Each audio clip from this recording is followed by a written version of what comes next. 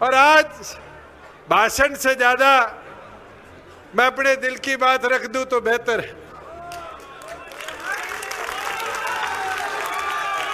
साथियों, आज हम सब यहाँ एकत्रित हुए, मगर 5 साल 5.5 साल पहले के अगर पल की बात करें तो आज मैं कुछ आप लोगों से पूछ लूं। बीजेपी को 11 साल देश में राजनीति करते होगे, सरकार केंद्र की चलाते होगे, जानते तो हो कैसे सरकार चलाती है। अगर 2019 में गठबंधन नहीं करते तो कोई और चारा था? बता दो। आज अमरजीत खड़ा है यहां, अगर गठबंधन ना करते तो 2019 में 7 बाजे या 7 बाजते नहीं बाजते? कोई झूठ है इस बात में? साथियों, अगर 2019 में गठबंधन ना करते तो ये बड़ी सी चाबी मंडी हुई है मां के सर पे, ये चाबी का चुनाव चिन्ह बचता? तारी पार्टी छोड़ते? साथियों, एक चीज बताओ, मैं तो इस मंच से इतना कह सकता हूं कि हमने गठबंधन इसलिए किया कि चंडीगढ़ में थारे लिए दरवाजे खुले रखो। 4.5 साल कभी चंडीगढ़ आए हो, यह दिक्कत तो नहीं झेलनी पड़ी कि दरवाजे बंद थे। चाहे मुलाकात हो पाई हो ना हो पाई हो, काम हुआ हो ना हुआ हो, मगर आपके लिए ठिकाना तो खोल के रखा हुआ था। आज कोई है थारी सुननिया? आज वहां कोई बैठा है जो तुम्हारे लिए दिन रात काम कर रहा हो? मगर साथियों, एक चीज करी गई कि आपको बदनाम इतना कर दो कि आप कमजोर पड़ जाओ। मैं तो इतिहास के 2 पलों से सीखा हूं। एक 1984 की चौधरी देवीलाल के भाषण के सन से उनने खड़ा होकर कहा था कि राजीव की मां मर गई, इसलिए लोगों ने राजीव को देश का प्रधानमंत्री बना दिया। कहा था नहीं कहा था? बनाया था राजीव को प्रधानमंत्री लोगों ने इंदिरा गांधी जी की निधन के बाद। और दूसरी चीज, संघर्ष चौधरी देवीलाल जी ने किया। पूरे देश का रथ लेकर भ्रमण चौधरी देवीलाल जी ने किया और उनको जनता दल का नेता चुन लिया गया। और नेता चुनने के बाद उनने विश्वनाथ प्रताप सिंह जी को इस देश का प्रधानमंत्री बना दिया।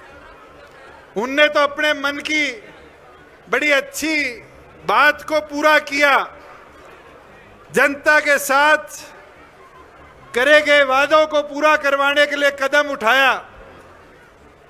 मगर 1.25 साल में उसी विश्वनाथ प्रताप सिंह ने चौधरी देवीलाल को सरकार से बाहर फेंकने का काम किया, हटाने का काम किया, मंत्री पद छीनने का काम किया। इतिहास सत्य है। चौधरी देवीलाल जी को ये राजनीति रणनीति दोनों मिला के करनी नहीं आती थी। उनने जब काम किया अपने दिल से काम किया, मगर उनके साथ भी समय समय पर धोखा हुआ। इतिहास है। हमने भी, ये कांग्रेसी कहते हैं कि सरकार हमारे साथ बना लेते। दिग्विजय और डॉक्टर बांगड़ बैठे हैं, हुड्डा वाली बात तो सुनी होगी। सुनिए नहीं सुनी? अहमद पटेल का मेरे पास भी फोन आया था, हमने कहा नंबर ले आओ, हम तुम्हारे साथ हो लेंगे। मगर साथियों, बीजेपी के पास 40 थे, 7 तो निर्दलीय बीजेपी के साथ थे, सरकार किसकी बननी थी? अगर उस दिन कदम ना उठाते तो आज क्या बुड्ढों को 1000 रुपए बढ़ के मिल रहे हैं, विधवा को 1000 रुपए बढ़ के मिल रहे हैं, ये 1000 रुपए मिलते, ये 50% पंचायतों में हिस्सेदारी मिली है, मिलती। आप लोगों के करे हुए वादों को पूरा करवाने के लिए वो कदम उठाया, मगर सारे हमारे पीछे एक षड्यंत्र से पड़ गए। और पड़े कैसे कि अगर जेजेपी को नहीं रोका तो कहीं ना कहीं उनके लिए खतरा था, और उनके लिए खतरा नहीं, असली सच्चाई तो है उनकी अगली पीढ़ी के लिए भी खतरा था। बता दो कोई झूठ है? मगर इन लोगों ने एक सूत्री कार्यक्रम 5 साल चलाया, और वो सूत्री कार्यक्रम था कि आप लोगों को राजनीतिक तौर पर कमजोर कर दिया जाए। हम 10 एमएलए थे, कोई हमारा एमपी राज्यसभा और लोकसभा में तो नहीं था। किसान आंदोलन की बात करेगी, दुष्यंत इस्तीफा दे देता, मेरे इस्तीफा देने से तो प्रदेश सरकार भी ना गिरती, केंद्र तो बहुत दूर की बात थी। मगर साथियों, एक चीज बता सकता हूं, विपदा क्या है। जिन लोगों ने पार्लियामेंट में खड़े होकर इस बिल के लिए वोट दिए, वो भी हमारे पीछे पड़ गए। जिनने सेटिंग कर बीजेपी के साथ चुनाव मिलकर लड़ा, वो भी हमारे पीछे पड़ गए। मैं तो इतना 5-7 सालों में समझ पाया कि आज जो लोग ड्राइंग रूम की राजनीति करते हैं वो ज्यादा कामयाब है, और जो ग्राउंड की राजनीति करते हैं उनको परस्त करना बड़ा आसान है। उठाकर देख लो चारों तरफ, 2024 के चुनाव में क्या हुआ। पत्रकार साथी खड़े हैं, बड़ी अच्छी तरह जानते हैं। अगर शैलजा के कहने से नारनौंद की, उकलाना की सीट दे देते तो क्या कांग्रेस 45 पार नहीं कर लेती? क्या राई का उम्मीदवार ना बदलते तो कांग्रेस 45 पार नहीं करती? बता दो। ये उचाना वाले खड़े हैं, क्या निर्दलीय ना खड़े होते तो कांग्रेस 45 पार नहीं करती? अरे सरसा वाले खड़े हो, क्या 5 सीटों पे मैच फिक्सिंग ना होती तो बीजेपी सरकार में आती नहीं आती? ये ड्राइंग रूम में बैठ बैठ के रणनीति बनाई गई। हम तो बावड़ों की तरह सड़क नापते रहे कि जनमत में जितना विश्वास होगा हमारे साथ खड़ा हो जाएगा, और जनमत ने साथ दिया, जितना दिया सर माथे है। राजनीति में उतार चढ़ाव आते रहते हैं। चौधरी देवीलाल जी के 65 साल के राजनीतिक जीवन में रिकॉर्ड है 6.5 साल सरकार में रह पाए, और प्रदेश सरकार में 4 साल। जब उनके पास बहुमत था तो भी ड्राइंग रूम वाला भजन लाल 82 में सरकार ले नहीं गया, मगर चौधरी देवीलाल हांटते रहे, फिरते रहे, क्योंकि आपकी लड़ाई लड़नी थी। 4.5 साल के शासन में स्वर्गीय चौधरी देवीलाल जी ने इस प्रदेश को क्या क्या दिया। पेंशन हो, जच्चा बच्चा हो, एक एक चीज आपके लफ्जों पर है। मगर स्वर्गीय चौधरी देवीलाल जी कभी ड्राइंग रूम में बैठकर राजनीति नहीं करते थे। मैं तो आपको इतना आज बोलने आया हूं कि ये संगठन डॉक्टर अजय सिंह चौटाला जी का बनाया हुआ है। डॉक्टर अजय सिंह चौटाला जी ने चौधरी देवीलाल मैदान 17 नवंबर 2018 को आपके बीच में खड़ा होकर कहा था कि झंडा झंडा छोड़कर एक नई शुरुआत करेंगे। और उस शुरुआत को नए झंडे के साथ श्रीमती नैना चौटाला जी की अध्यक्षता में पांडु पिंडारा की धरा पर फहराया था, नहीं फहराया था। और एक नई शुरुआत करी थी। और उस नई शुरुआत ने प्रदेश के अंदर एक परिवर्तन की नई रूपरेखा लिखने का काम किया था साथियों। और उस रूपरेखा ने 4.5 साल इस प्रदेश के अंदर कितना कुछ हुआ। मगर क्या हरियाणा के गर्व पे आंच आने दी? क्या इस हरियाणा को टूटने दिया? क्या इस हरियाणा की परिस्थिति को कमजोर होने दिया? बिल्कुल नहीं। आपकी लड़ाई के अंदर खड़े रहकर निरंतर डॉक्टर अजय सिंह चौटाला जी के आदेश अनुसार कदम उठाए गए और उन कदमों ने इस प्रदेश को उस राह पर ले जाने का काम किया जिससे प्रदेश आगे बढ़ा। उद्योग आया, रोजगार आए, प्रदेश के कमेरे को ताकत मिली। आज क्या प्रदेश की हालत है? किन की बदौलत ये हालत बनी है उनको आज कोई नहीं कोसता। मगर ये समझकर आपको जनता के बीच में जाकर बताना पड़ेगा कि किस तरीके से इस सांप के चमन को उजाड़ने का काम मिलकर उन लोगों ने किया था। बुजुर्गों, युवा साथियों, मैं तो एक शेर अकबर इलाहाबादी का पढ़ सकता हूं, जो स्थिति मेरे साथ और इस संगठन के एक एक साथी के साथ पिछले 5 साल में बीती है। हम आ भी करते हैं तो होते हैं बदनाम, वो कत्ल करते हैं तो चर्चा भी नहीं होती।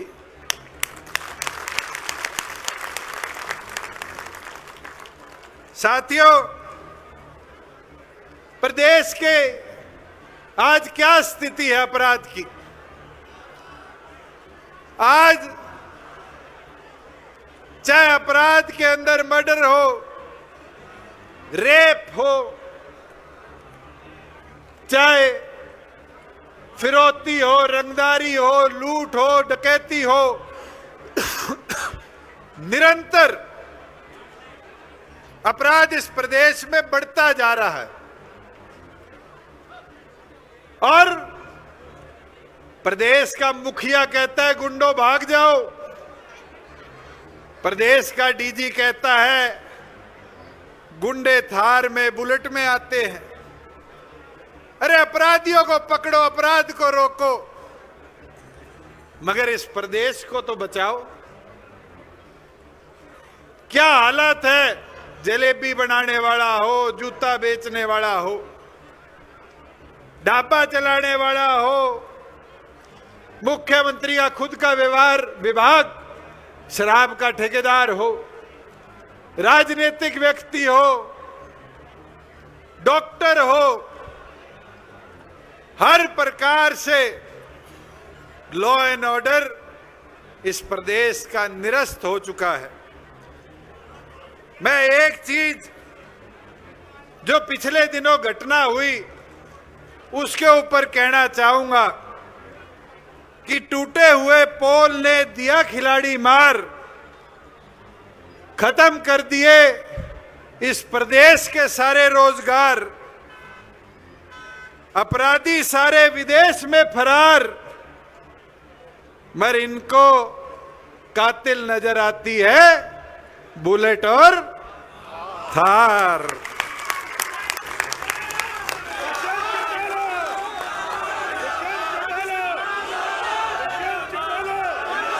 साथियों, जहां आप खड़े हो, यहां से कुछ ही किलोमीटर दूर खेल के मैदान में हमारे एक युवा साथी के साथ जो घटना हुई, उसके बाद सरकार कहती है वो स्टेडियम खेल विभाग का नहीं था। विभाग किसी का भी हो, स्टेडियम तो सरकार का था। कमी तो सरकार की रही है, मगर खिलाड़ियों के साथ दुर्भाग्य क्या है, 40% मेडल लाए हरियाणा और खेल गुजरात में।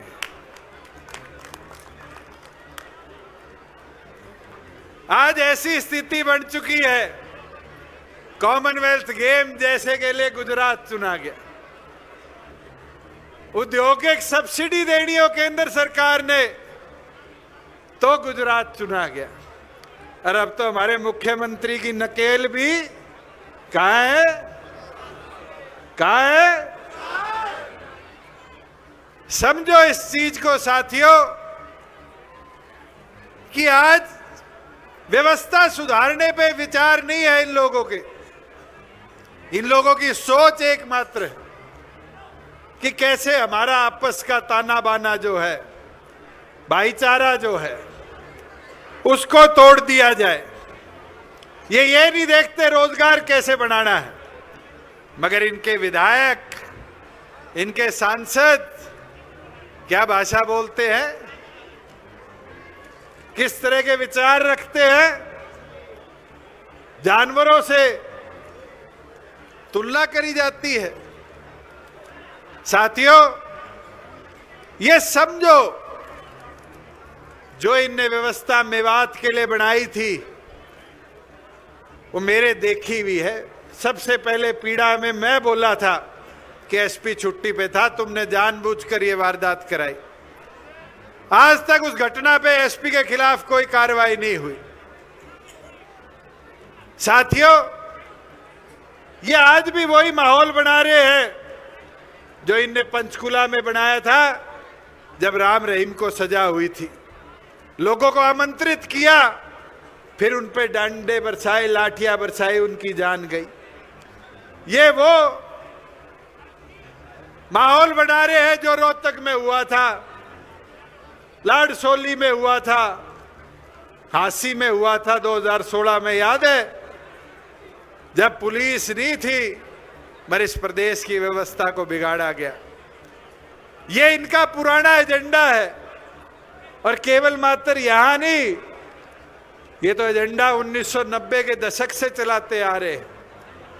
मगर आपको समझना पड़ेगा, इनको रोकने के लिए अपनी आवाज को प्रदेश के प्रत्येक घर तक जाकर पहुंचाना पड़ेगा।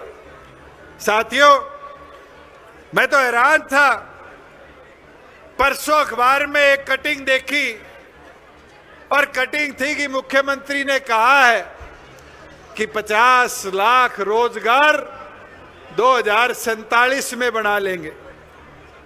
अभी तो 37 ने भी 12 साल है नहीं है। पहला मुख्यमंत्री देखा जो 22 साल का एजेंडा लिए बैठा है। सैनी साहब, 50 लाख छोड़ो, जो छोरे छोरियां कौशल रोजगार के फार्म रे बैठे हैं उनने नौकरियां ढंग सिर की दे दो, वही बहुत बड़ा भाई भला हो जाएगा इस प्रदेश का। दुविधा क्या है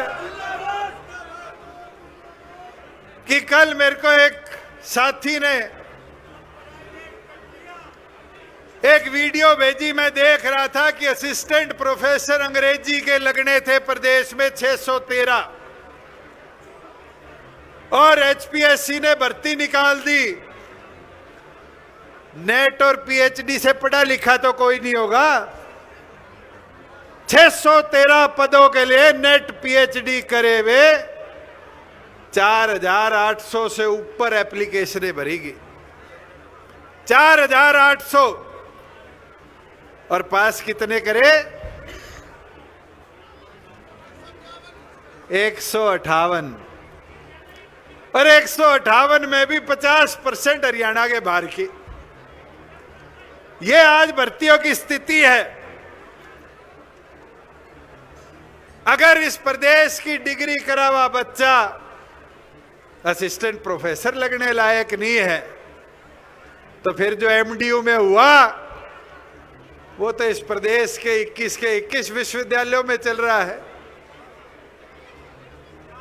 फिर तो लाखों बच्चों के भविष्य के साथ खिलवाड़ हरियाणा प्रदेश की यूनिवर्सिटीज में किया जा रहा है। फिर तो सैनी साहब एक चीज कह पाऊंगा कि प्रोफेसर को नहीं लागे फिर मारे छोरे छोरी।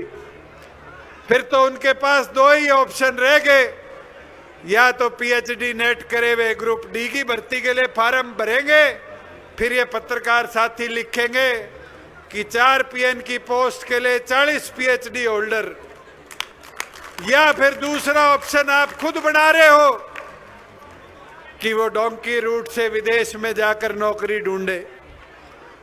आपकी व्यवस्था प्रदेश की बिगड़ चुकी है कि निकली हुई भर्तियों के अंदर भी ट्रांसपेरेंसी नहीं है। साथियों, अगर शिक्षा के सबसे निचले स्तर की बात करें, एलिमेंट्री की, मैं तो आप सबसे कहना चाहूंगा, जाओगे गांव में, शहर में, अपने स्कूलों को देखने का काम करना। आज ये हालत है कि स्कूलों में टीचरों का काम बेरह के रह गया। इलेक्शन कमीशन का बीएलओ बनना सच्चाई है नहीं है? पूरे दिन मास्टर मास्टरनी के काम करें, वोट बनाते फिर रहे हैं, और फिर स्वीटी सोनिया आवे नहीं आवे वोटा में? बता दो सच्चाई है नहीं है?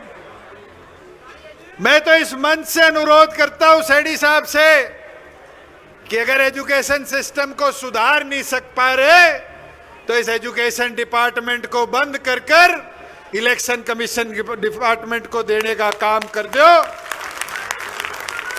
कि फिर ये जो वोटों की गड़बड़ियों की बात आ रही है, मास्टर मास्टरनियां ढंग से एक काम तो कर पाएंगे। साथियों, एक बड़ी दुविधा की चीज पिछले दिनों देखी।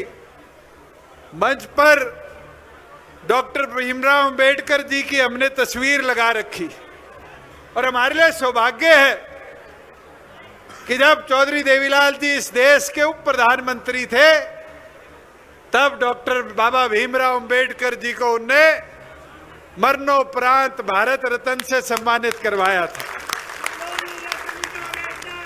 मगर नई चीज मनोहर लाल जी ढूंढ ले आए, बेरानी कित ढूंढ के ले आए।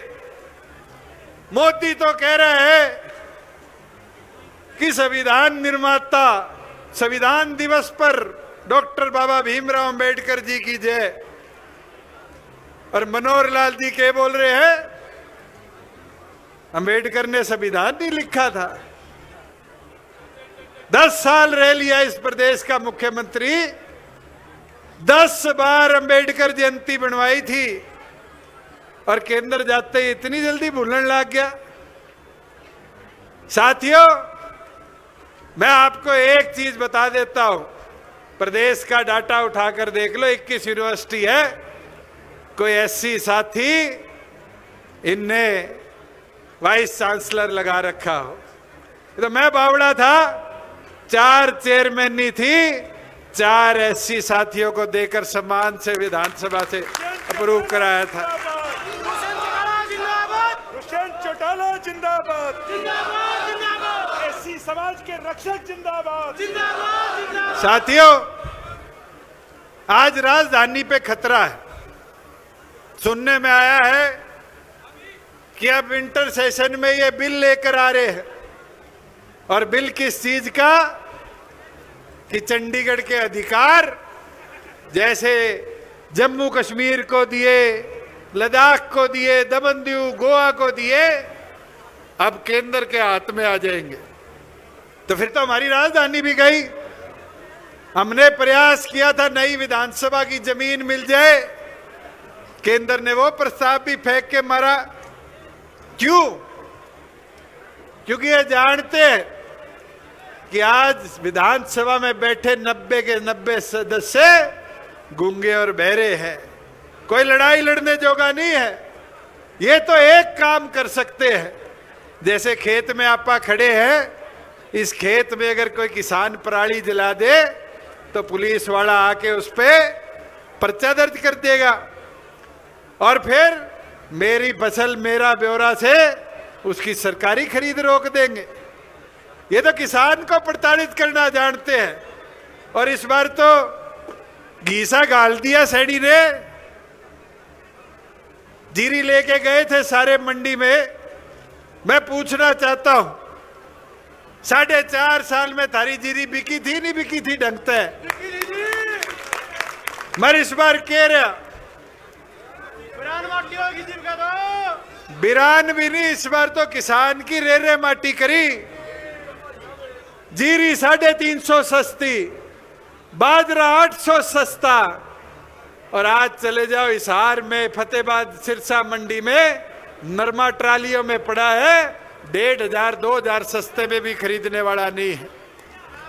मगर आपकी आवाज उठाएगा कौन? जब विधानसभा के अंदर कोई बोलनिया नहीं होगा। मेरे साथ अमरजीत विधायक थारे जुलाने का तो था, जो हजारों एकड़ में पानी खड़ा होता था, अड़ अड़ के पाइपलाइन डलवा के आज फ्लड मुक्त करा गया नहीं करा गया? 350 करोड़ रुपए मेयर से साइन कराए हुए हैं सड़कों के। पूरे जुलाना में सड़कें बढ़ा गया नहीं बना गया? आज सारा हरियाणा यहां आया है, कोई आने में दिक्कत हुई हो? साथियों, हमारी बहन है और आप लोगों ने भी यहां जिता दिया। मगर सोचो, 1 साल के अंदर कोई अमरजीत के बराबर का 1% काम भी करा पाई है हल्के में? मैं तो इतना आपको बोल सकता हूं, ताकत आपने देनी है। जिताओगे आप, डॉक्टर अजय सिंह चौटाला जी के कंधों को मजबूत करोगे आप, हम तो आपके साथ खड़े होकर लड़ते रहेंगे। विधानसभा में भेजोगे तो विधानसभा में आपकी लड़ाई लड़ेंगे, पार्लियामेंट में भेजोगे तो पार्लियामेंट में आपकी लड़ाई लड़ेंगे। मैं पार्लियामेंट में था, 14 और एमपी थे। कोई ट्रैक्टर लेके गया हो दूसरा, कोई खड़ा होके हर रोज आपकी लड़ाई लड़ता हो? यह समझना पड़ेगा आपको कि आपकी लड़ाई कौन लड़ सकता है। मैं तो इतना जरूर बोलूंगा कि आज इस सरकार ने कमेरे को और कमजोर करना शुरू कर दिया। ये मेरी माताएं बहनें बैठी है, 2100 रुपए के योजना लेके आए, लाडो लक्ष्मी योजना। ना लाडो को लाभ मिला ना लक्ष्मी को लाभ मिला, और फॉर्मेलिटी कर दी, इतनी ज्यादा बिजली का बिल लाओ, 1 लाख से ज्यादा परिवार की आय ना हो। यह तो अखबार का डाटा है। इस लाडो लक्ष्मी योजना के चक्कर में 7000 विधवाओं की पेंशन काटने का काम इस सैनी सरकार ने किया। ये बूढ़ों से वादा किया 2 साल बाद 200 रुपए पेंशन बढ़ा देंगे 1 नवंबर से। आज तो 7 दिसंबर आली, कोई 1 रुपया बढ़ के भी आया हो, जबकि लगभग 38,000 बूढ़ों की पेंशन काट दी। और इस परिवार पहचान पत्र ने जिस बीपीएल की सीमा को हमने 1,20,000 से बढ़ा के 1,80,000 किया था, आज उस बीपीएल कार्ड की श्रेणी में से 6,84,000 बीपीएल कार्डों के भी कार्ड काटने का काम इस सरकार ने किया है। साथियों, मैं तो इतना बोल सकता हूं कि ये लड़ाई आपकी है। आप लोगों ने इस लड़ाई को लड़ना है। साथियों, एक विनती निवेदन मेरा है। पार्टी आप लोगों की, संघर्ष आप लोगों ने करना है, मगर जैसे आज काम किया है, मैं 22 के 22 जिला अध्यक्ष बैठे हैं मंच पर, प्रभारी बैठे हैं, हल्कों के जिलों के प्रभारी बैठे हैं, प्रधान बैठे हैं। एक बार इनके लिए जोरदार तालियां बजा। जननायक जनता पार्टी जिंदाबाद। इन सब की मेहनत थी, जननायक जनता पार्टी जिंदाबाद। जिंदाबाद जिंदाबाद। जिनने एक एक व्यक्ति तक जाकर डॉक्टर अजय सिंह चौटाला जी के आदेश को आप लोगों तक पहुंचाया और इस स्थापना दिवस को ऐतिहासिक स्वरूप देने का काम किया। और मुझे पूरा विश्वास है कि आप लोग सारे अगर इसी तरह 4 साल मैदान में उतरकर संघर्ष की पृष्ठभूमि को और मजबूत करोगे तो साथियों, दोबारा जननायक जनता पार्टी डॉक्टर अजय सिंह चौटाला जी के नेतृत्व में वही पहुंचेगी। मगर यह काम आपने करना है। हम तो साथ आपके खड़े हो सकते हैं। 6800 गांव है जहां मेरी ड्यूटी डॉक्टर साहब लगाएंगे, जहां दिग्विजय की लगाएंगे, जहां अमरजीत की लगाएंगे, जहां मंच पे बैठे एक एक साथी की नजरें देख लो। जिसकी ड्यूटी लगेगी वो आपके साथ यूं ही आकर खड़ा होगा। मगर आप सबको अगले 4 साल संघर्ष करना पड़ेगा।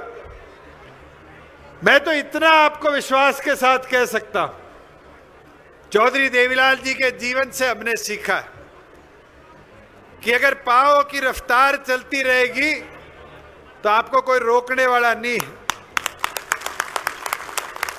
ये सरकार में आना जाना ये तो राजनीति के टेम्परेरी फेजेज है। बहुत से लोग इस सोच के साथ बैठे थे कि आपका संबंध कमजोर हो गया, मगर मैं धन्यवाद करूंगा कि डॉक्टर अजय सिंह चौटाला जी के नेतृत्व में आज आपने प्रदेश को दिखा दिया कि आपका संगठन और ज्यादा मजबूत हुआ है। और मैं अब पार्टी के राष्ट्रीय